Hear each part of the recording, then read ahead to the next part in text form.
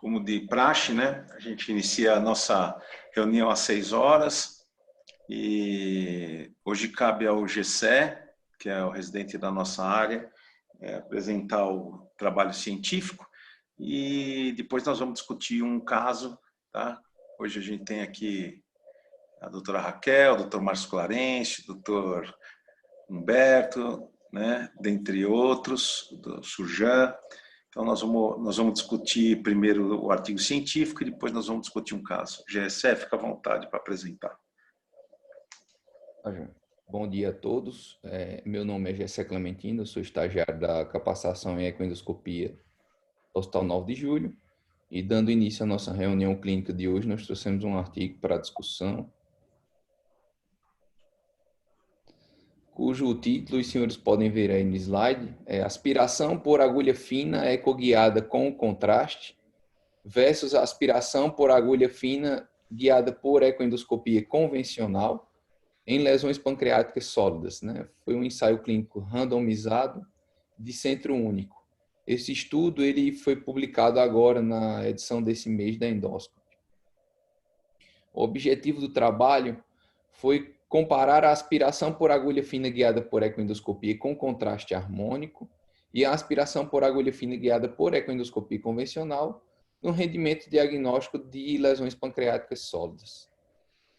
No tocante aos métodos, trata-se de um ensaio clínico randomizado de superioridade com crossover e foi realizado em um centro único, um centro terciário único na Romênia.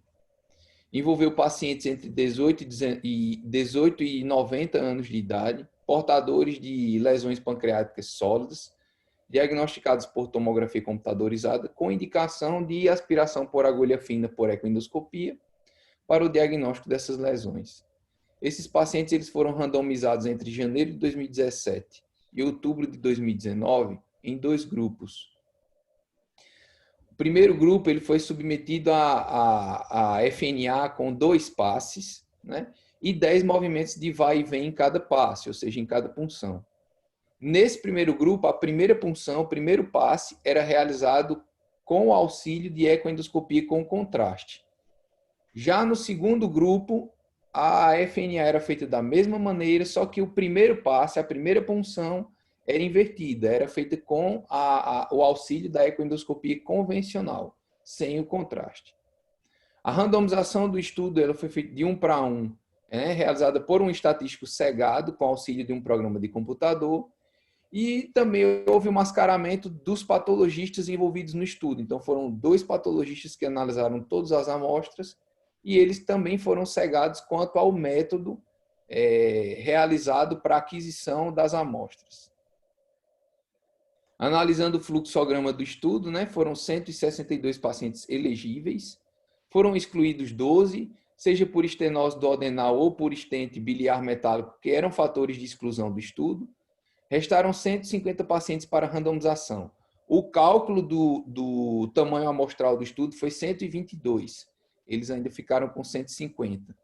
E esses 150 foi dividido 75 para o grupo 1, em que a primeira punção era feita com auxílio de ecoendoscopia com contraste, e o segundo grupo, o grupo 2, em que a primeira punção era feita com o auxílio da ecoendoscopia convencional.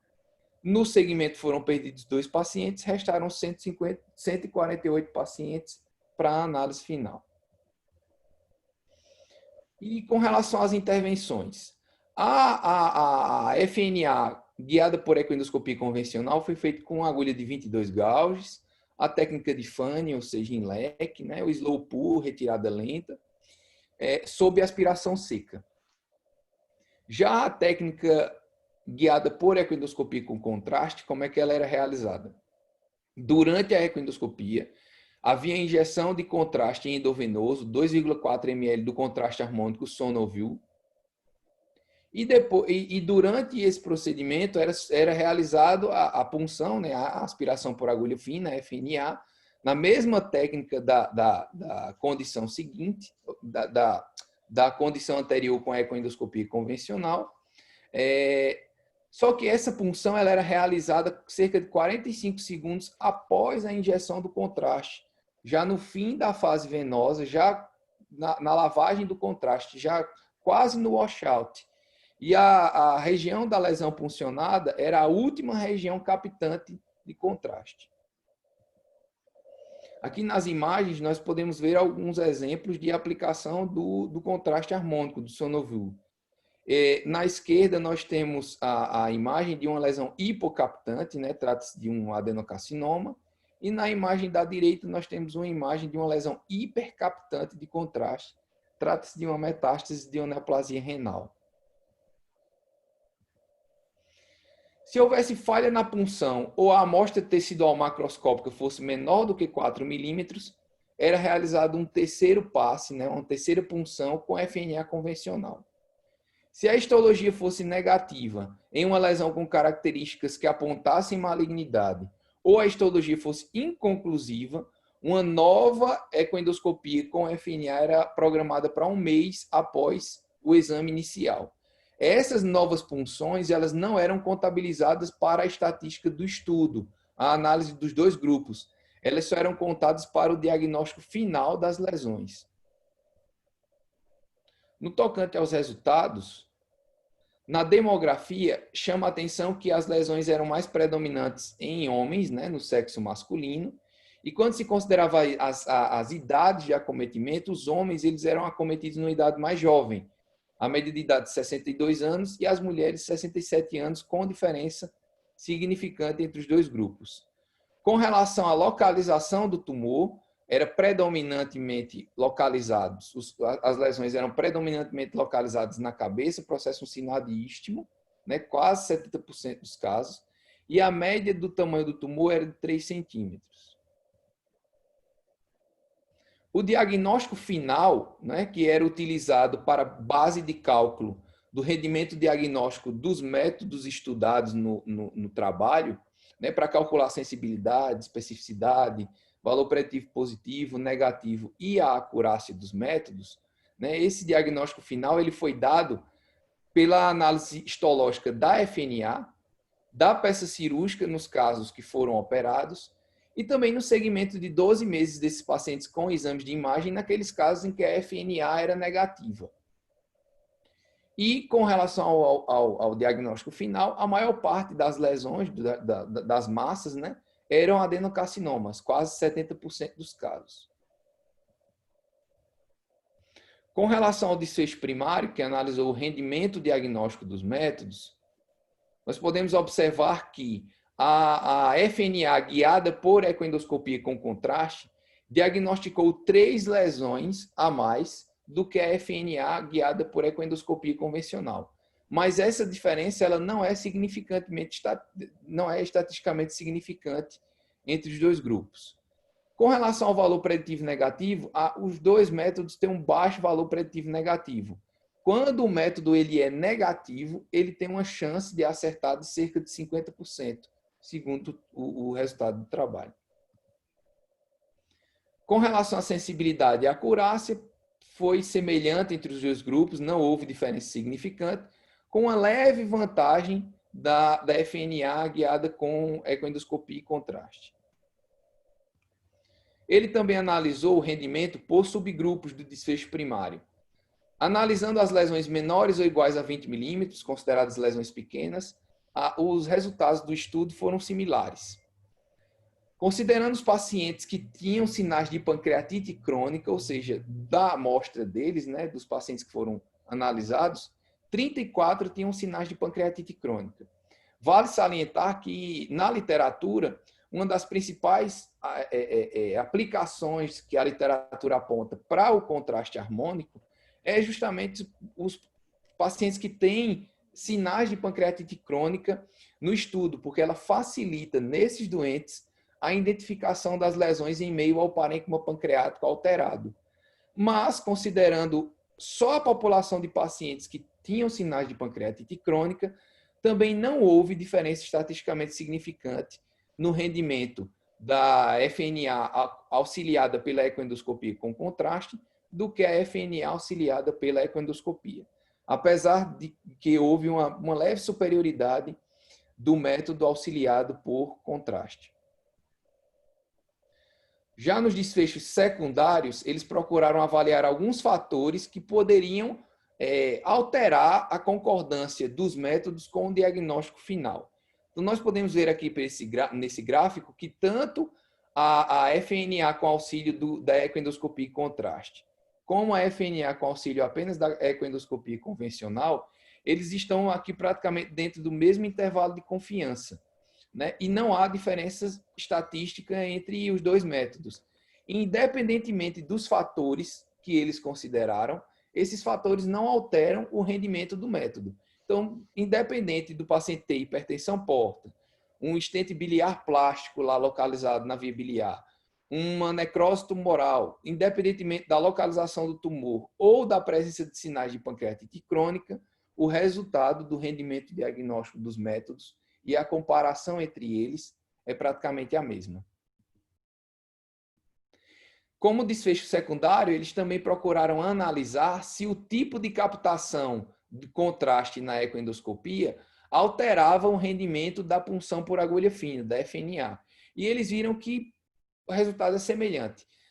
Tanto faz a lesão ser hipocaptante como iso ou hipercaptante, o desempenho da FNA, o desempenho diagnóstico da agulha fina, é semelhante. Também, por fim, né, eles procuraram avaliar como desfecho secundário a imagem isolada da ecoendoscopia com contraste, sem considerar a punção com agulha, apenas o rendimento diagnóstico da avaliação da imagem, né? E eles viram que quando a imagem, a lesão, ela é hipocaptante, o rendimento diagnóstico para adenocarcinoma é razoável, uma sensibilidade de quase 98% e uma especificidade de quase 85%. Já quando a lesão é iso ou hipercaptante, o rendimento diagnóstico para ela ser não adenocarcinoma, né, ou seja, excluir adenocarcinoma, não é bom o rendimento diagnóstico. Quais seriam os pontos fortes desse trabalho? Então, o tipo de estudo é nível 1 de evidência científica, trata-se de um ensaio clínico randomizado, apesar de ter sido em centro único. Os métodos eles foram bem detalhados. Ocorreu a randomização da ordem das agulhas na punção para controlar o viés de seleção.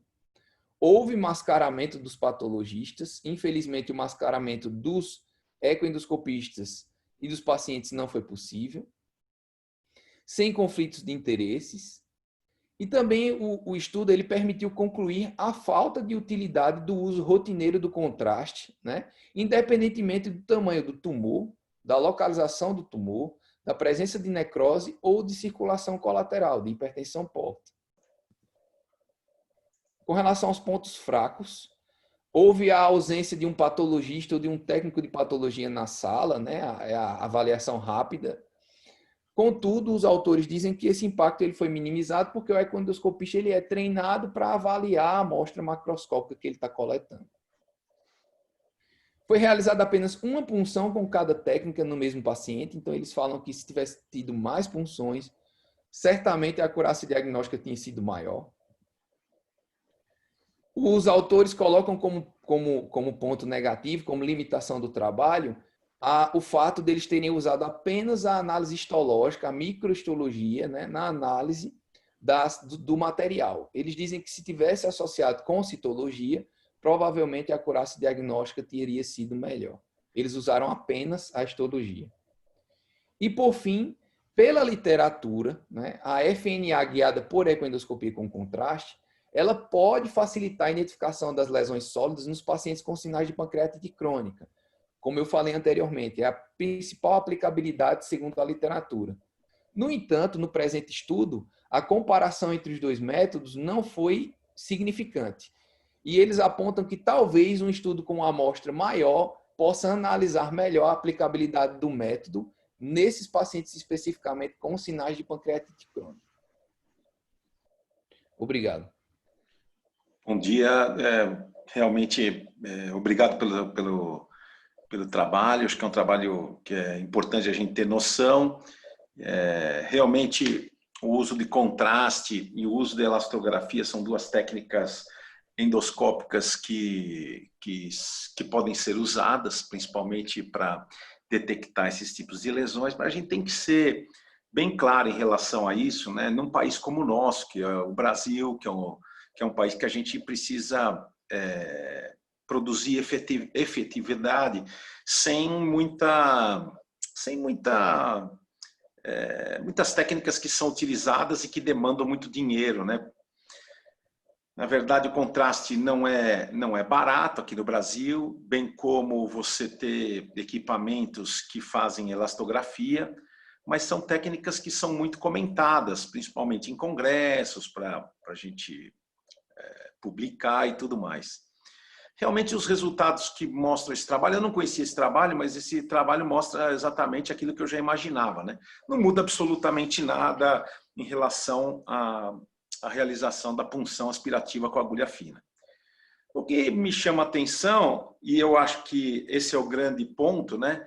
Existem algumas indicações muito bem estabelecidas, tanto para a elastografia quanto para o contraste, né? Por exemplo, quando é que você indica, então, o contraste? Eu acho que esse trabalho mostrou bem. Em pacientes com pancreatite crônica, que é uma coisa que a gente já sabia. Ou seja, na pancreatite crônica, esse trabalho, apesar de não ter ocorrido diferença estatística, a gente sabe que a possibilidade de você fazer o diagnóstico em pancreatite crônica de tumores com um pouco mais com um número um pouco maior, ele é efetivo, né? Então, essa é a grande indicação da realização do contraste. Bem como da elastografia, quando você tem uma lesão que não é encontrada, por exemplo, um tumor neuroendócrino, você suspeita de um tumor neuroendócrino funcionante, principalmente os insulinomas, né, que são os mais frequentes do ponto de vista dos tumores neuroendócrinos funcionantes, você não encontra esse tumor, então você pode fazer elastografia, também pode usar o contraste nessa situação, né, para você identificar. Eu acho que até para pancreatite crônica você pode também utilizar o contrário. Mas são técnicas que realmente não trazem grande coisa. Eu sempre brinco, né, que essas são técnicas que são boas para a gente publicar, né, mas não vai trazer nenhuma efetividade, não vai trazer absolutamente nada, não vai mudar a nossa conduta em relação à doença propriamente dita, né? Isso tem que ficar bem claro. Eu queria saber se alguém tem algum comentário. Eu já fiz meus comentários e a gente pode colocar em discussão aí. Se alguém quiser fazer algum comentário, fique bem à vontade.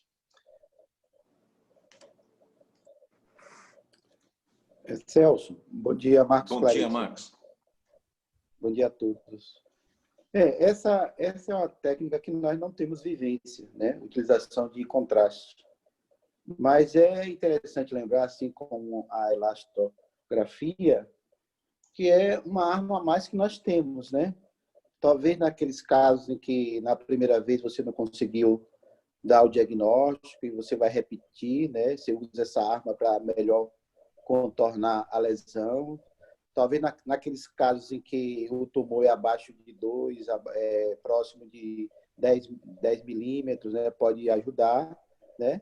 Sem falar na pancreatite crônica, que eu acredito que o trabalho mostra que, na maioria das vezes, não há uma necessidade, a não ser que exista uma possibilidade de ter um nódulo e você não identifica. Eu acho que é uma arma a mais, né? Porque você tem para fazer, ajudar o paciente, né? Eu não sei o custo desse contraste, né? Que é um fator. E também não foi utilizada aí FNB, né? As agulhas também, mas o trabalho, me parece, pelo conhecimento, foi bem assim feito, né? Inclusive detalhou a questão dos passes, o vai e vem. Foi interessante. É interessante lembrar isso, né? Que existe. Alguém tem mais algum comentário? Bom, se ninguém tem nenhum comentário... Oi, fala, Sujan. Eu, como cirurgião, minha experiência é zero sobre o tema, mas eu me lembro que eu vivi o início da época dos contrastes para ultrassonografia no HC. E foi engraçado porque eu era do grupo de transplante de fígado do HC e para esse grupo de pacientes era interessante a utilização. Eu comecei a ver isso através da injeção de microbolhas para avaliação cardíaca, para comunicação entre as câmaras cardíacas nos pacientes com hipertensão pulmonar e indicação de transplante de fígado. Acho que foi ali que surgiu a ideia de se utilizar com maior frequência contraste. E isso foi extrapolado, eu lembro que fizeram grandes protocolos em relação à utilização do contraste, e especificamente até do Sonovil, na ultrassonografia de fígado, para identificação dos carcinomas hepatocelulares e que tivesse indicação de biópsia. Mas eu lembro que o que acontece, eu achei interessante que logo no começo o Gessé falou um termo que é muito utilizado em fígado, que é o washout, do carcinoma hepatocelular, que é um tumor que tem esse comportamento frente à injeção do contraste, quer dizer, ele elimina o contraste mais rápido do que o resto do parênquima hepático. Mas que a maior utilização e o maior problema da identificação do carcinoma hepatocelular sempre foi em uma única situação, que são os fígados cirróticos com nódulos regenerativos. Se você faz alguns exames de imagem, fica muito difícil de identificar os nódulos, porque eles são muito semelhantes aos nódulos regenerativos. E aí, é claro, hoje em dia a gente tem a ressonância com Primovist, isso ajudou muita gente. Mas que a utilização do Sonovil, do contraste, na ultrassonografia, ajudava muito a identificar os carcinomas hepatocelulares nos doentes macro-regenerativos. E acaba sendo que parece que dá impressão um pouco maior no pâncreas, quer dizer, naquele pâncreas que tem um parênquima alterado com pancreatite crônica, talvez seja um pouco mais difícil de identificar o nódulo em relação ao resto do parênquima, é que o contraste pode ajudar um pouco. É igualzinho ao fígado, que é a situação em que eu me lembro que esse contraste começou a ser utilizado há 15 anos atrás. Perfeito. É exatamente isso, né? Assim, chama um pouco a atenção o trabalho, porque, na verdade, o que acontece, né? A gente começou a se usar de forma indiscriminada, né? O contraste, tanto a elastografia, que é uma outra técnica um pouco parecida, né? Que tem praticamente o mesmo princípio, só que começou a se indicar para todo mundo, né? E, na verdade, agora a gente está começando a ver que realmente existem indicações muito precisas para a realização disso, né? E esse trabalho, para mim, né, baseado na experiência que eu tenho, mostra exatamente isso, né? Que não existe nenhuma diferença estatística, você pode ter diferença absoluta em relação aos números, e também uma diferença bem pequena, mas que não muda absolutamente nada na conduta que você vai tomar em relação ao paciente, né? Isso é importante. Eu queria saber se a Raquel tem algum comentário, se o Humberto quer fazer algum comentário também. Perfeito. Se ninguém vai fazer nenhum comentário, eu gostaria de passar, então, agora, vamos passar para o caso clínico, né?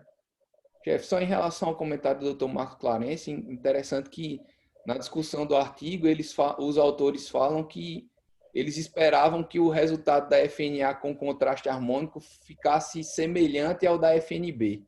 E não foi o que aconteceu, né, no estudo. Estava falando da FNB, eles tinham essa pretensão. Vamos lá. Vamos passar. Quem é que vai apresentar o caso? É a Elisa, né? Então vamos lá, Elisa. Vou compartilhar já, por favor.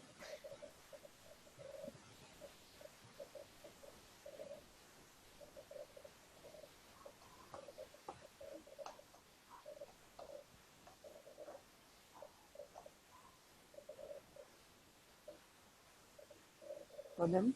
Pode? Por favor, fique à vontade. Bom dia a todos, eu sou Elisa Andrade e trouxe um caso clínico para a gente discutir. É uma paciente de 66 anos, feminino, TTF. É uma paciente que veio para a gente com uma queixa de dor lombar há 2 meses. Associada a isso, ela tinha um histórico de uma perda ponderal de 16 quilos em 1 ano. Era uma paciente diabética, hipertensa, obesa e que acompanhava um cisto renal gigante.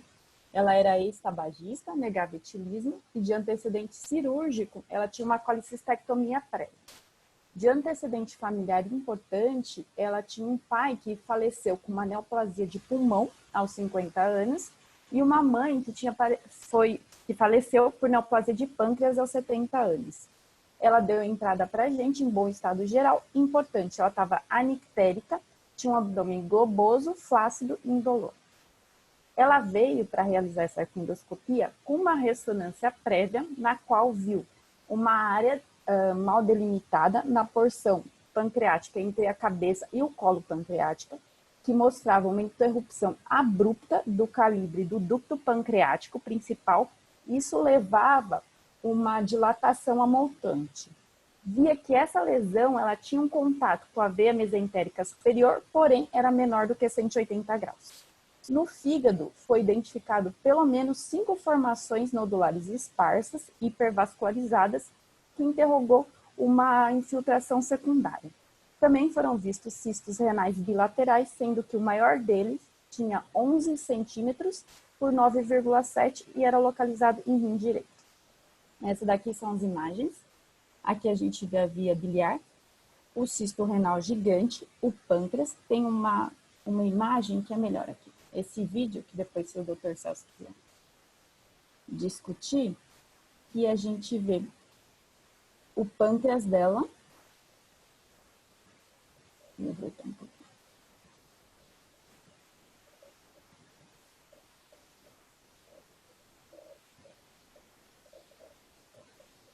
Se o senhor quiser discutir essa imagem...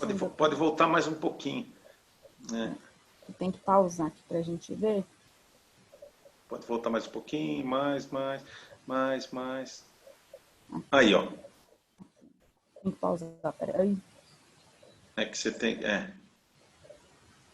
Aqui. Aí. Nessa imagem aqui que a gente vê.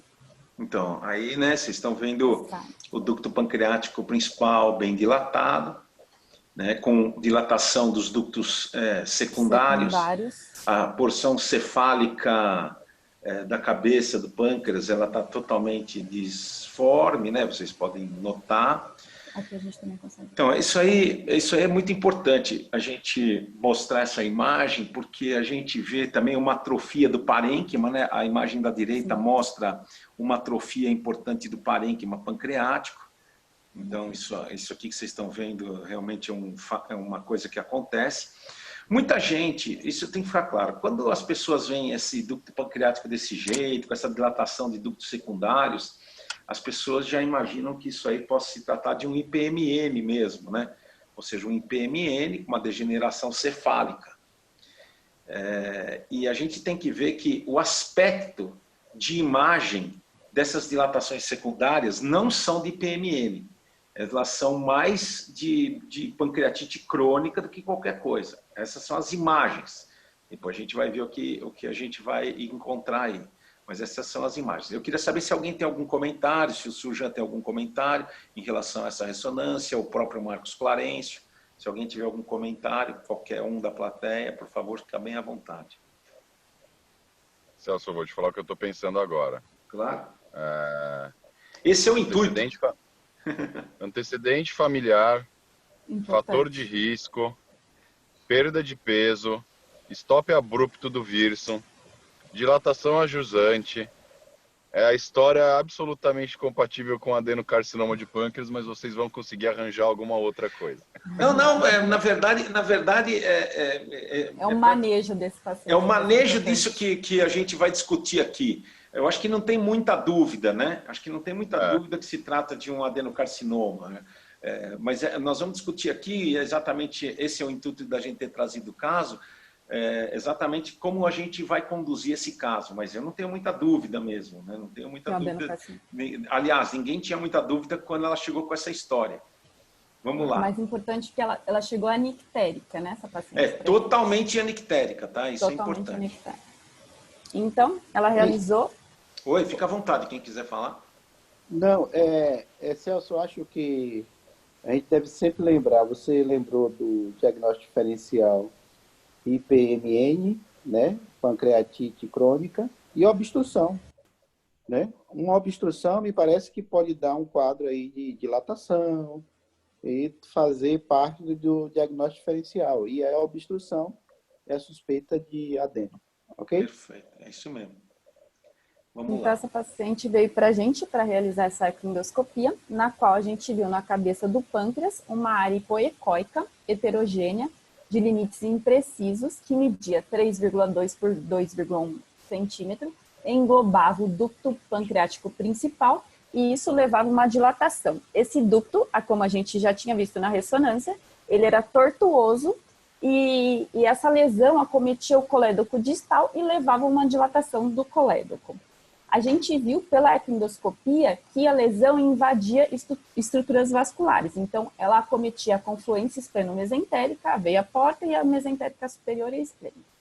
Como conclusão da ecoendoscopia, a gente deu como uma neoplasia pancreática um T3N0MX. Foram feitas 3 punções ecoguiadas. As imagens da ecoendoscopia. Então, a gente via um colédoco dilatado, tinha mais ou menos 10 milímetros, o tronco porta. A lesão, aqui que a gente via aqui, ela era colada às estruturas vasculares. Foi feita uma punção com agulha Procor 20 gauges e esse material foi enviado para estudo anatomopatológico. Aqui, a gente tentando delimitar a lesão. No resultado do anatomopatológico, aquilo que a gente tinha imaginado, veio como um adenocarcinoma bem diferenciado. Essa paciente, então, como que a gente conduziu? A gente viu que tinha essa interrupção abrupta, essa dilatação do ducto pancreático, e era uma paciente que ela estava anictética. Antes de você falar, qual que seria, por exemplo, nesse caso aqui, qual seria a conduta um paciente que tem um adenocarcinoma já detectado? Eu queria saber o seguinte, primeiro eu queria saber dos endoscopistas e por último eu quero saber a opinião do cirurgião. Uma lesão que, pela ecoendoscopia e pelos exames de imagem, mostra que se trata de uma classificação TNM UT3N0MX. Então, eu queria saber, Marcos, Raquel, o que é que vocês fariam com esse paciente se o paciente chega para vocês dessa forma? Na toma, a gente também tinha visto já aquelas imagens sugestivas de metástase. Ah, exatamente. Marcos? Não sei se O Celso, eu me distraí aqui um pouquinho, que a minha secretária chegou, estava conversando com ela. Enfim, bem, é uma paciente que tem um quadro clínico, que tem métodos de imagens sugestivo de neoplasia, né? E foi feita a punção, eu não sei se ainda já tem um diagnóstico. Sim, adenocarcinoma. Adenocarcinoma, né? Mas me parece que é um adenocarcinoma avançado, né? Imagem no fígado, enfim, né? E não está ictérica, né? E está com dor, né? E será que essa dor já é invasão do tumor? Será que essa dor é invasão junto com o processo obstrutivo, dando também a dor? Olha, né? eu queria que vocês só prestassem atenção na nota aqui, ó. Na nota do patologista aqui, ó. Considerar origem associada a IPMN, ó. Neoplasia papilífero-mucinosa intraductal do pâncreas. Ah, certo. Enfim. mais Estranho, uma... É um adenocarcinoma bem diferenciado, né? Mas vocês veem que aquela imagem, apesar de falar a favor de uma pancreatite crônica e não de um IPMN, o próprio patologista chamou atenção para um IPMN. Para vocês avaliarem, eu falei aqui, eu fiz aquele comentário propositalmente para vocês notarem como é difícil fazer o diagnóstico, porque quando eu vi aquela imagem, eu achei que fosse mesmo um tumor de pâncreas levando a um quadro de pancreatite crônica, que é o que a gente sempre imaginou, né? Ou seja, uma pancreatite crônica montante. E, na verdade, não foi o que aconteceu quando a gente fez a biópsia. Mas, se trata de uma paciente com idade avançada, que parece metástases hepáticas, né, Marcos? E não está ictérica. Qual a sua conduta? Qual a sua conduta nesse caso? O que é que você faria?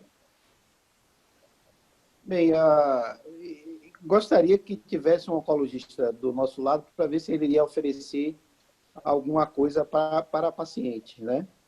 Bem, Celso, eu fico imaginando assim, será que tentar desobstruir esse canal pancreático principal iria ajudar de alguma forma essa paciente a melhorar a dor, né?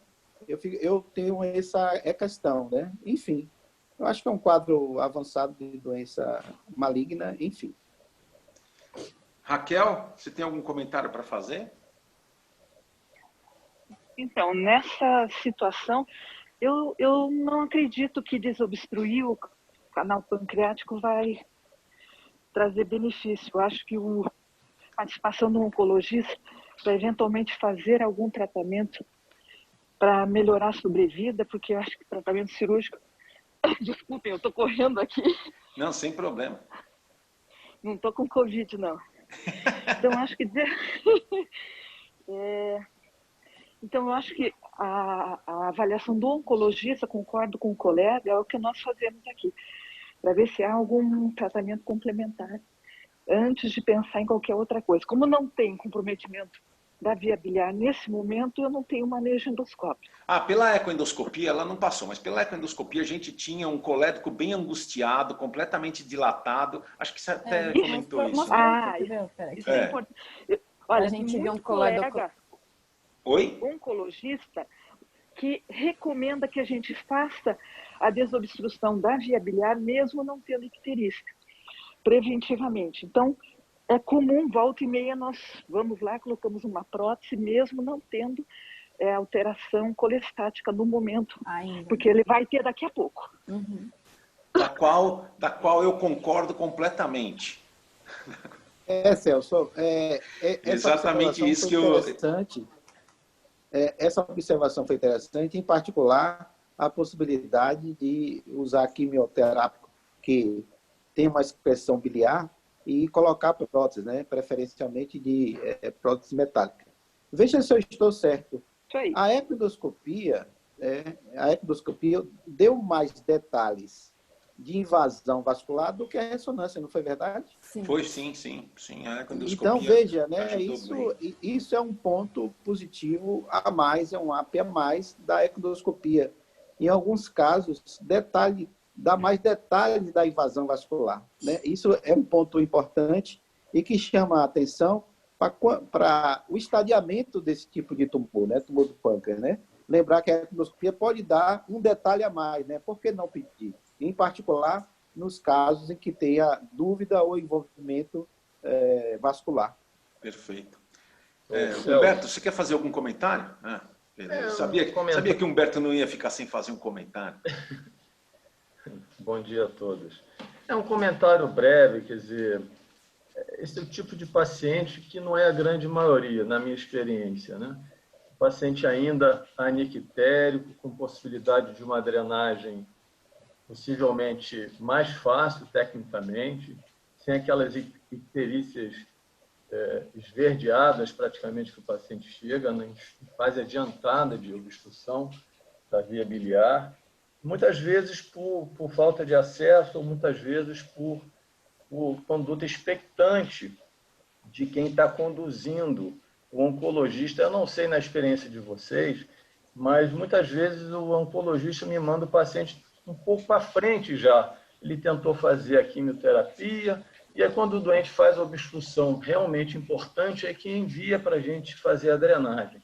Isso é o ponto que eu queria discutir, quer dizer, eu acho que a drenagem mais breve, para a gente endoscopista, fica sem dúvida mais fácil o acesso, sem precisar fazer técnicas alternativas, como fistulotomia, etc. Então é só esse o ponto que eu queria... Eu queria olhar essa papila para ver se tem algum muco saindo dessa papila. Seria coisa assim, uma curiosidade grande de já olhar essa papila para ver se tem alguma mucina, alguma coisa saindo, e partir para a drenagem mesmo, em conjunto chamando o oncologista. Raquel, qual que é a hipótese do oncologista que pede a drenagem mais precoce, mesmo antes de não estar ictérico, desses pacientes com adenocarcinoma pancreático? Qual é a hipótese dele? Então, a maioria quer prevenir, quer que ele não tenha colestase em nenhum momento. Então, eles já pedem para a gente fazer drenagem mesmo. Não é todo paciente, mas muitos pacientes. E na experiência deles, é favorável para o paciente não desenvolver icterícia. A evolução é melhor. Olha, Raquel, isso que você está falando, você vê como é importante a gente fazer, né, reunião com várias pessoas de outros serviços, tendo a experiência. Eu até tive uma discussão com os meus residentes a respeito disso. Eu sou extremamente a favor porque eu venho observando, ou seja, são casos observacionais. Eu devo ter aproximadamente uns não mais do que 15 casos, onde eu fiz a drenagem antes de qualquer alteração de provas laboratoriais, como, por exemplo, essa paciente. E uma coisa que eu observei, mas não tenho como comprovar ainda, é que me parece que a aderência ao tratamento quimioterápico é melhor, os pacientes têm menos sintomatologia, os pacientes, inclusive, eu acredito, não sei, eu apenas acredito, então a gente precisa escrever alguma coisa, de que a sobrevivência desses pacientes em relação à qualidade de vida e ao tempo parece ser maior. É uma coisa que eu tenho observado, que eu já observei. E é por isso que eu preconizo, entende? Esse tipo de tratamento antes. Porque nada pior, né, do que um paciente com icterícia, né? Ou seja, o paciente tem um adenocarcinoma de pâncreas, já está moribundo, e aí ele fica ictérico, aí a situação realmente fica muito ruim, tanto do ponto de vista psicológico, quanto do ponto de vista de vida dele mesmo. Então, essa é a minha impressão. Eu acho que isso é uma coisa importante e eu fico feliz que aí no seu serviço já tenham oncologistas que pensem exatamente assim, né? Celso. É isso aí. Exatamente ontem me foi encaminhado, eu não vi o paciente ainda, com um provável tumor de cabeça de pâncreas anictérico, exatamente essa situação. E aí o colega me pediu, olha, faz uma ecoendoscopia, programa uma ecoendoscopia com biópsia. Eu disse, você quer que eu drene? Não, não está ictérica. É lá, exato. E aí a gente fica na sinuca de bico com a família, né? Porque a família, é para fazer a biópsia, você começa a querer falar um pouco da drenagem. Eu pensei, mas o outro doutor não falou nada, era só esse. Então você fica numa situação muito difícil. E eu perguntei para o colega, quer que drene? Ele disse, não, está anictérica. Então, é complicado. Eu não sei como, está difícil lidar com essa situação. Mas né? é por isso que a gente, você vê, mas é por isso que eu até ia falar para Raquel, acho que vale a pena a gente conversar com os patologistas, com os oncologistas, e a gente fazer uma avaliação junto, né? Fazer entre aspas, uma série de casos multicêntrica em relação a isso, né? Porque, imagina... Pensei a mesma coisa agora. Se vocês tiverem aproximadamente uns 10, 15 casos, que nem a gente aqui, posso levantar os meus casos, eu acho que vale a pena a gente mostrar esses resultados, né? Viu, Celso? Oi. Celso? Oi. Isso que o Humberto falou é importante, a questão da icterícia, né? A gente vê lá no Roberto Santos, paciente com 2, 3 meses de icterícia, que fica rodando outros locais que não dá o diagnóstico, hepatite e tal, né? A gente sente já um pouco de desnutrição, né? Ficar ictérico é uma coisa muito ruim, né? Muito ruim. Paciente. Então, além da questão, a questão cosmética de ficar, coçar e tal, prurido, né? Então, isso é muito ruim. Então, ontem mesmo eu tive um caso assim interessante que um senhor de 86 anos, hipertenso, né? Tinha ainda a vesícula e faz um quadro de icterícia transitória. E foi estudado com ressonância e era um adenoma de papila enorme que não dava para tirar, né? O paciente com condições boas, fez um quadro de icterícia, depois melhorou, opera, não vamos operar porque tem 86 anos. E a gente vê nitidamente na via biliar que tinha uma obstrução, né? Nesse momento não estava ictérico, a gente colocou uma prótese, né? Já primeiro colocamos uma prótese metálica, porque a ideia é não operar, é realmente um adenoma grande, né? E você vê que é interessante. Além dessa questão que eu comentei, algumas drogas são excretadas pela via biliar, né? O oncologista também pensa nesse sentido. Ficar ictérico é uma coisa muito ruim. Viu? Perfeito.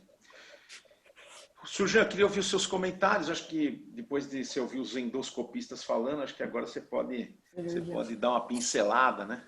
Em relação àquilo que vai finalizar, vai concluir. O cirurgião sempre conclui. Né, cirurgião? Não esqueça do jantar, cirurgião. A gente sempre tem que fazer um pitaco no final.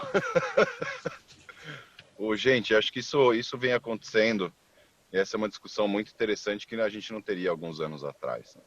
Isso só vem porque agora existe um esquema de quimioterapia muito mais efetivo do que a gente tinha à disposição antes, que é o FOLFIRINOX, que é uma quimioterapia já há muito tempo utilizada para neoplasia coloretal. Se fosse há muito tempo antes disso, não se estaria discutindo isso. Esse caso seria feita tentativa de ressecção cirúrgica. O que acontece é que o esquema de quimioterapia que eles utilizam é o esquema de primeira linha para esses casos, é o M-FOLFIRINOX, né, que é o FOLFIRINOX tradicional com redução da primeira dose para metade, e é um esquema extremamente citotóxico. E é um esquema que também eles só podem começar com uma margem pequena aí de bilirrubina, abaixo de 3.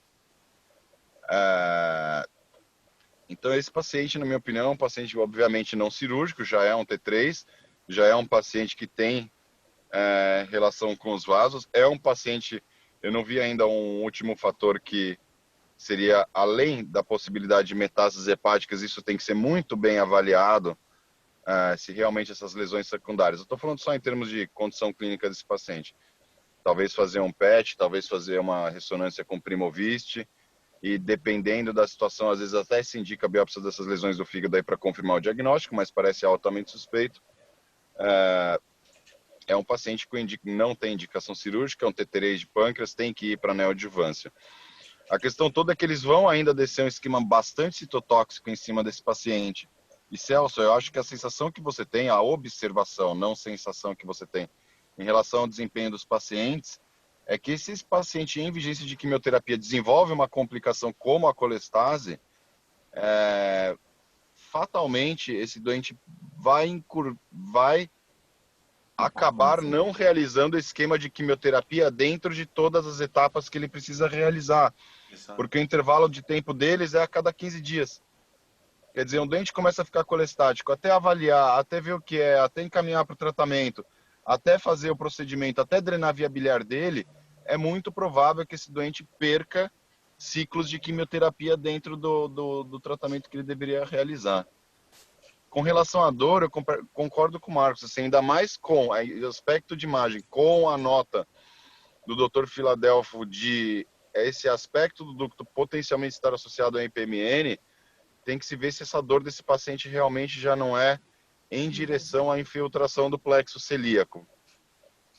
E aí eu lanço uma pergunta para vocês, porque tradicionalmente a gente sempre pensa nos pacientes com neoplasia de pâncreas avançada, com infiltração de plexo celíaco, e isso acaba com o paciente. A dor da infiltração neural do plexo celíaco pelo adenocarcinoma de pâncreas. Tradicionalmente, a gente sempre pensa na punção guiada por tomo e alcoolização do plexo celíaco. Se isso não é bem feito pela ecoendoscopia também. Vou pedir para...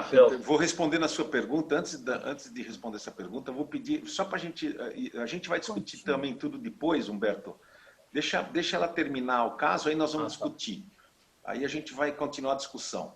E eu vou responder essa pergunta sua aí, Rodrigo. O doutor Rodrigo está contando o nosso caso. Então, esse caso foi discutido com o oncologista, com o doutor Arthur, e optou-se por drenar essa paciente por CPRE antes da paciente se tornar ictérica para continuar o tratamento. Então, durante a CPRE, o que a gente viu? Que no colédoco tinha uma diminuição abrupta do calibre, nesse terço distal, que levava a uma subestenose, e nessa região, o colédoco, ele tinha uma aparência, ele era serrilhado, ele era irregular e tinha uma parte, que eu vou mostrar na imagem, que tinha uma edentação, era uma digitiforme, parecia que tinha subtraído uma parte. E essa edentação, ela era nítida e tinha uma dilatação amontante.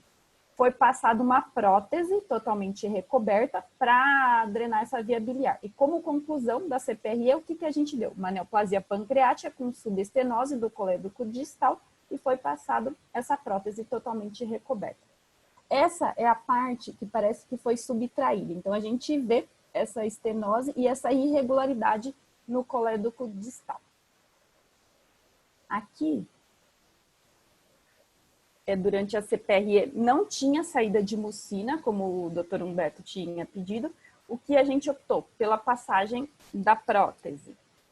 Aqui é a prótese se abrindo, a gente viu a gente consegue ver essa estenose e aqui disparando a prótese e drenando o contraste, o meio de contraste.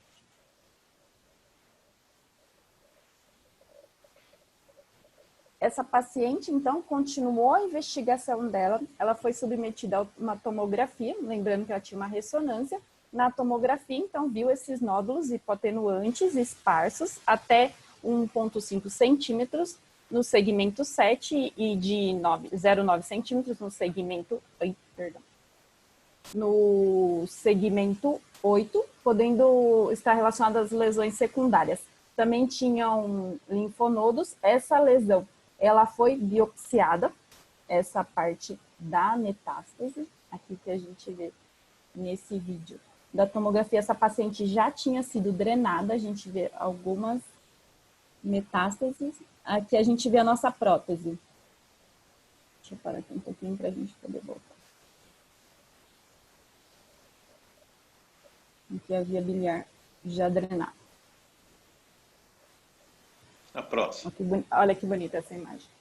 Então, a lesão, a via biliar drenada, a área de metástase que foi biopsiada.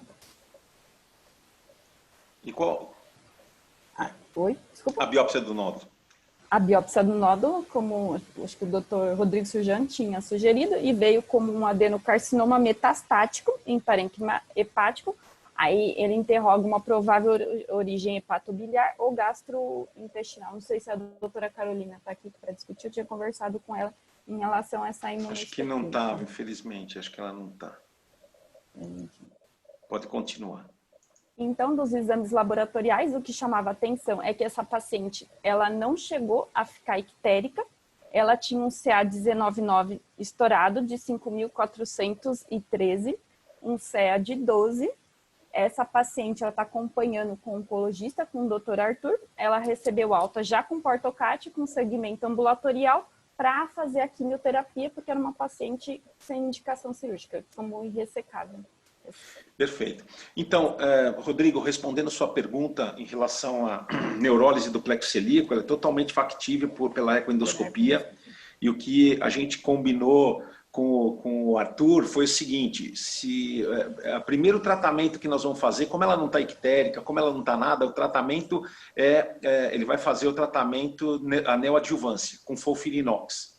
Se ela aceitar bem, esse é um tratamento que, inclusive, pode até diminuir o quadro doloroso da paciente, né? Se não diminuir o quadro doloroso, então a gente vai fazer a endoscopia com neurólise do plexo celíaco dessa paciente. Caso contrário, ela vai tratar única e exclusivamente com a quimioterapia. Agora, Humberto, fica à vontade para fazer os comentários, né, a respeito do caso. Eu acho que esse é um caso extremamente interessante, porque mostra exatamente um manejo que eu acho que deve ser a tendência, né? Eu acho que nós, endoscopistas, principalmente, graças a Deus a gente tem um cirurgião aqui que nos acompanha, mas eu acho que isso é um manejo que nós devemos perseguir, entendeu? Em relação à icterícia. Porque a icterícia é um dos piores sintomas no adenocarcinoma pancreático. Ou seja, quando a icterícia acontece, ele realmente destrói mesmo o paciente. E você vê que os tratamentos nunca são razoáveis. Então, se você tem uma icterícia acima de 6, isso foi até um trabalho que o João Guilherme publicou, a gente vê que o quadro clínico do paciente se deteriora demais. E também, para voltar ao normal, demora muito mais do que se você tiver uma bilirrubina de 1 ou 2, abaixo de 3. E sempre lembrando que a ponte para o oncologista fazer um tratamento quimioterápico razoável e decente é menor do que 3, ou seja, a bilirrubina tem que ser abaixo de 3. Então, agora eu gostaria de ouvir os comentários de quem, por favor, fique bem à vontade. Eu vou começar a fazer o comentário, continuando com o que eu tinha falado, porque parabéns, Elisa, pela apresentação, bem ilustrativa. E exatamente ontem, quando eu tive uma ligação desse caso anictérico com metástase hepática num paciente abaixo de 65 anos, ou seja, provavelmente com status nutricional ainda bom, mas sem condições de cirurgia, além de metástase, invasão vascular. Então, esse foi um caso que me foi encaminhado não para fazer drenagem, não se aventou na drenagem. No mesmo dia, ontem, eu recebo uma ligação de um paciente angustiado, que não aguentava mais ter prurido na vida dele, um diagnóstico encaminhado por um cirurgião para drenar. Eu imagino que essa bilirrubina está lá para cima de 15, eu não vi os exames, e angustiado para drenar, mas dizendo que ia operar. Tinha que drenar para operar. Então, o que você falou, Celso, vai atrasar tudo. Então, o que eu tenho visto, guardando as proporcionalidades dos serviços, o que eu tenho visto é uma heterogeneidade de conduta, de um modo geral. Quer dizer, será que precisaria ter um centro de icterícia? Porque a icterícia é vista por clínico, é visto por todo mundo, mas, no final das contas, atrasa o paciente. Essa conduta, ou talvez uma falta de um algoritmo mais rígido. Por exemplo, o Surjan pode me corrigir, quer dizer, cirurgia com neoadjuvância é uma coisa que não foi sempre colocada como a primeira conduta. Ainda há uma discussão muito grande quanto a isso. O Surjan pode me corrigir. Então, o que eu vejo que passa ano, entra outro ano, anos a fio, a gente tem a mesma figura, a mesma fotografia, o mesmo filme. Pacientes desnutridos, atrasados no tratamento, por icterícia, por falta de drenagem ou por falta de um algoritmo mais rígido. Está muito livre. Eu vejo que esses pacientes estão muito livres, no modo geral, nas comunidades médicas. Muito livres de tratamento. Ninguém segue uma linha de raciocínio. Enfim, é um pouco frustrante porque a gente pega esses pacientes muito adiantados. Eu queria só fazer um comentário de que eu vejo muito câncer de pâncreas, né? Por causa da ecoendoscopia, por causa da biópsia. Eu passei muitos e muitos anos da minha vida vendo câncer de pâncreas. Primeiro, que a dor no câncer de pâncreas é muito menos frequente do que a icterícia, principalmente no carcinoma pancreático no geral. Eu vi muito mais pacientes ictéricos do que pacientes com dor. E vou dizer mais também, pacientes que têm icterícia têm uma qualidade de vida muito pior se comparado aos pacientes que não têm icterícia. E às vezes eles têm dor. Então essas são observações que eu tenho em relação ao que eu vejo dos pacientes. E eu concordo com você. Eu acho que, eu sempre digo o seguinte, né? Eu não me denomino endoscopista, eu me denomino gastroenterologista intervencionista, né? Eu acho que realmente quem tem que cuidar desses pacientes somos nós, né? Antes de indicar ou não a cirurgia. Esse é um conceito que, por exemplo, o Liguri já tinha na década de 90, né? E você vê que não mudou muito, né? E você vê que não mudou muito. Apesar de você ter algumas raras pessoas que pensam assim, os conceitos ainda não mudaram. Mas eu acho que isso que você perguntou é interessante. Eu gostaria de ouvir também a opinião do Surjan em relação a isso. Algumas coisas só. Não existe uma... Vamos ser bem sinceros aqui. Não existe uma divergência de condutas. Existem condutas erradas, Humberto. Então, assim, o que a gente está fazendo aqui agora é justamente isso, é a educação, é estudar, é se informar sobre o assunto. Tudo que a gente sempre discute aqui, com o auxílio de todos vocês, não é algo inventado, é algo que é a conduta correta, é algo que é a conduta baseada em literatura, é a medicina baseada em evidência, são as boas práticas em relação ao tratamento dessas patologias.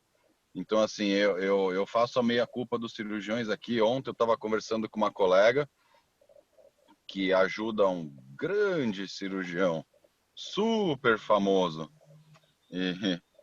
E o comentário dela foi, não, mas quando ele faz aberta com as reconstruções vasculares, é muito bonito. Eu falei, pai, né, em que situação? Né? E é gente que sabe o que está fazendo, isso que é o pior.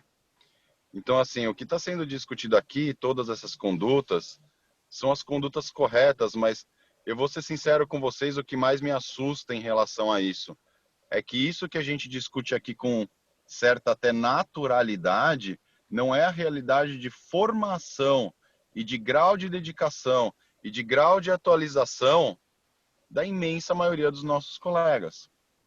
O bacana dessa reunião, o bacana desse tipo de trabalho é justamente isso. É educar, é discutir, é reafirmar as boas práticas. Quer dizer, os protocolos estão aí. É que as pessoas não estudam e não seguem. Né? A gente não está inventando a roda, a gente está fazendo o que a gente sabe que é correto, e isso já foi definido. Exatamente. Em relação à icterícia, só um comentário para vocês que eu lembro também da época do transplante de fígado, né? Aqui a gente está tratando de formas de tratamento da icterícia relativamente simples, ou não, se não simples, eficazes. Eu acompanhei muitos pacientes na minha vida com icterícia, com colestase, por disfunção hepatocelular. Eu não vou falar para você, Humberto, nesse momento, o número de vezes a mais, mas o número esses pacientes se suicidam dezenas de vezes mais do que a população normal ou ao grupo geral da população. Isso é insuportável, é desesperador. E eu concordo, Celso, tipo, a imensa maioria das vezes a gente vê icterícia e não dor, porque você está com uma progressão do tumor dentro do parênquima, né? Quando a gente vê dor, são tumores já grandes que estão extravasando a cápsula da lesão. Exato. Com relação a isso tudo e sua aflição, Humberto, eu acho que vocês são os caras para escreverem um manual de condutas, um livro de condutas, um livro reafirmando tudo isso que a gente sabe que são as boas práticas. E continuar com esse tipo de trabalho com as reuniões, convidando mais colegas, porque é um longo processo de educação. Parte da nossa aflição também, que eu acho que a gente vê, que foi isso que eu fiquei alarmado recentemente, discutindo com o grupo do HC de pâncreas e vias biliares, eles não operam adenocarcinoma de cabeça. Parte dessas icterícias também e parte dos quadros que a gente vê que você sempre relata é o acesso dos pacientes ao tratamento também. Eu vou ser sincero, eu opero mais câncer de cabeça do que câncer de corpo e cauda de pâncreas. Nos serviços universitários, nos serviços que têm relação com o Sistema Único de Saúde, eles praticamente não operam duodenopancreatectomia por câncer de pâncreas, porque todos os doentes já chegam em fase avançada por falta de acesso ao tratamento. Então, é muito comum você já pegar o adenocarcinoma de pâncreas com icterícia, com invasão vascular. Esses doentes nunca são cirúrgicos e é muito comum eles já chegarem com icterícia e ou foi o primeiro sintoma desse paciente que ele se motivou a procurar o tratamento, ou ele já está procurando o tratamento há muito tempo, até que nesse longo processo de tratamento ele já chega desenvolvendo icterícia para o médico, entendeu? Beleza. É isso aí. É isso aí. Alguém tem mais algum comentário, gente? Só para complementar o que o Surjão falou e você falou, Celso, é exatamente isso. Quer dizer, o Surjão falou uma palavra, aflição, né? Acaba a gente fica aflito mesmo. Quer dizer, claro que está tudo aí, está para estudar, mas eu não sei por que há décadas que a gente vê isso, né? Que esse paciente só chega para a gente na linha final. É difícil esse paciente chegar nessa linha, como foi esse caso aí, quer dizer, um diagnóstico, é doença avançada, mas caiu nas mãos certas numa fase inicial da doença. Eu sei que é parte da educação médica, mas eu acho que isso não acontece só em cidade pequena, cidade que não tem hospital universitário. Eu acho que isso ainda acontece em muitos locais. Exato. E eu não sei se é só falta de estudo, não sei se é só falta de saber de fazer o diagnóstico. É uma mudança de comportamento. Eu acho que é comportamento, porque esses pacientes é um leque. Nós somos a ponta do leque. Ele vem de fora, passando por todo mundo até chegar a gente. Eu não sei como a gente pode contribuir além de estudar e tal. Claro, mostrar mais. É um problema de comportamento que o Celso pode falar, você, Surjão, Marcos, Isso a gente vê o tumor avançado, com icterícia, com a cara desnutrido, o paciente com uma vida incapacitante, a gente vê isso há décadas. Exato. Não é porque é agora, entendeu? Isso há décadas. Exatamente. Eu acho que esse foi um caso que a gente colocou justamente para mostrar o quão importante é você fazer o diagnóstico precoce, né? Então, nós daqui estamos fazendo um diagnóstico não precoce do tumor, mas precoce em relação à sintomatologia. Manejo. E ao manejo dos pacientes. Então, acho que isso é importante, né? Nós vamos depois angariar os dados desse doente e a gente pode trazer mais tarde para ver isso. Eu vou mais uma vez perguntar rapidamente se alguém tiver alguma coisa, senão eu vou terminar a reunião. Se alguém tiver mais algum comentário, fique bem à vontade. Raquel, Marcos. Bom. Só quero dizer bom dia, que eu já estou dirigindo e indo Perfeito. fazer uma eco de uma lesão subepitelial no duodeno. Muito bom trabalho. Mas é lesão subepitelial. Muito bom trabalho então, Marcão. Bom trabalho para vocês. Hoje a gente tem uma... Só para eu continuar, só para fazer... É que uma paciente hoje vai fazer uma CPRE, é uma paciente que tem um diagnóstico de adenocarcinoma, porém já está ictérico, né? Ontem a gente fez a ecoendoscopia e hoje a gente vai fazer uma CPRE, exatamente. Só que ele tem uma bilirrubina de 3, então a gente já vai drenar hoje. É isso aí, gente. Mais uma vez, muito obrigado pela participação de todos, os excelentes comentários. Eu acho que essa reunião a gente tem aprendido bastante, né? Eu acho que as discussões são extremamente relevantes e eu aguardo vocês na próxima terça-feira, exatamente às 6 horas, né? Para que a gente tenha mais uma reunião com mais. Muito obrigado a todos. Eu vou me despedindo aqui de vocês. Para a gente. Bom dia. Bom dia a todos. Uma boa semana de trabalho. Tchau, tchau. Bom dia, gente. Tchau, tchau.